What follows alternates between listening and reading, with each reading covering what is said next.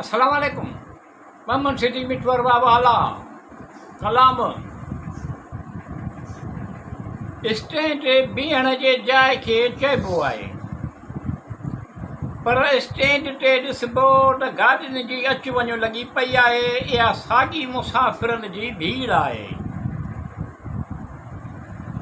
Stand बीहण जे जाइ खे चइबो आहे, पर स्टैंड ते ॾिसबो त गाॾियुनि जी अचु वञु लॻी पई आहे। इहा साॻी मुसाफ़िरनि जी भीड़ आहे। गाॾी बि अची वई, नफ़्सा नफ़्सीअ जो दौर हो। हर को गाॾीअ में जॻहि वठण लाइ हेॾां होॾां डोड़ी रहियो हो। गाॾी बि अची वई, नफ़्सा नफ़्सीअ जो दौर हो। हर को गाॾीअ में जॻहि वठण लाइ हेॾां होॾां डोड़ी रहियो हो। गाॾी निहाट मौज़ून ऐं सहूलियत वारी आहे, उन करे गाॾीअ ते हमेशह काफ़ी रश हूंदी आहे। स्टैंड बीहण जी जाइ खे चइबो आहे, पर स्टैंड ते ॾिसबो त गाॾियुनि जी अचु वञु लॻी पई आहे। इहा साॻी मुसाफ़िरनि जी भीड़ आहे। चढ़ंदड़नि खां लहंदड़नि मुसाफ़िरनि खे बेसब्री हुई। हिकु अजीब तमाशो। चढ़ंदड़नि खां लहंदड़नि मुसाफ़िरनि खे बेसब्री हुई। हिकु अजीब तमाशो। ख़ुशपोश शायदि किन खे कमु हो, के रोज़गार लाइ, के तफ़रीह लाइ हो सफ़र संभायो हो। बेशक तौफ़ीक़ अल्लाह जे कुदरत में आहे। स्टैंड बीहण जी जाइ खे चइबो आहे, पर स्टैंड ते ॾिसबो त गाॾियुनि जी अचु वञु लॻी पई आहे। इहा साॻी मुसाफ़िरनि जी भीड़ आहे।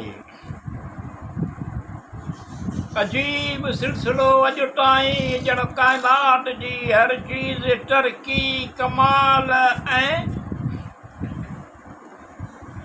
अजीब सिलसिलो अॼु ताईं, ॼण काइनात जी हर चीज़ तरक़ी कमाल ऐं बका लाइ हैरान ॼण परेशान नज़र अची रही आहे। स्टैंड बीहण जी जाइ खे चइबो आहे, पर स्टैंड ते ॾिसबो त गाॾियुनि जी अचु वञु लॻी पई आहे। इहा साॻी मुसाफ़िरनि जी भीड़ आहे। कंहिं बि हिक बारीक में बारीक शइ खणी उन ते होर ठो कजे त कंहिं बि हिक बारीक में बारीक शइ खणी उन ते होर ठो कजे त इंसान ज़ात हैरान थियो वञे। या अल्लाह तबारक व ताला जो शान आहे।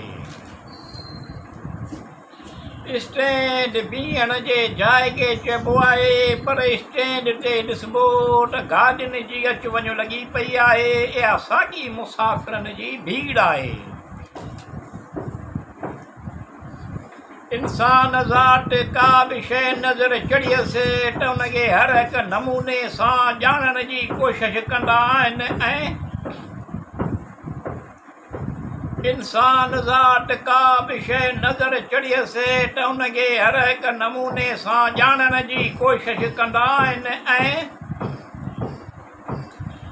चङी तरह उन जी खोजना कंदा आहिनि। इंसान ज़ात जी या कुदरत में फितरत हूंदी आहे। स्टैंड बीहण जे जाइ खे चइबो आहे, पर स्टैंड ते ॾिसबो त गाॾियुनि जी अचु वञु लॻी पई आहे। या साॻी मुसाफ़िरनि जी भीड़ आहे। इंसान ज़ात जो इहो फ़र्ज़ु त हिन दुनिया में अल्लाह पाक जेका शइ ख़लक़ी आहे उन्हीअ जी परख वठे। इंसान ज़ात जो इहो फ़र्ज़ु त हिन दुनिया में अल्लाह पाक जेका शइ ख़लक़ी आहे उन्हीअ जी परख वठे। उन्हीअ खे अहिड़े नमूने सां तरतीब आणे जो इंसान ज़ात खे फ़ाइदो हासिलु थिए ऐं बाक़ी मख़लूक जो बि भलो थिए कबो आहे। स्टैंड बीहण जी जाइ खे चइबो आहे, पर स्टैंड ते ॾिसबो त गाॾियुनि जी अचु वञु लॻी पई आहे। इहा साॻी मुसाफ़िरनि जी भीड़ आहे।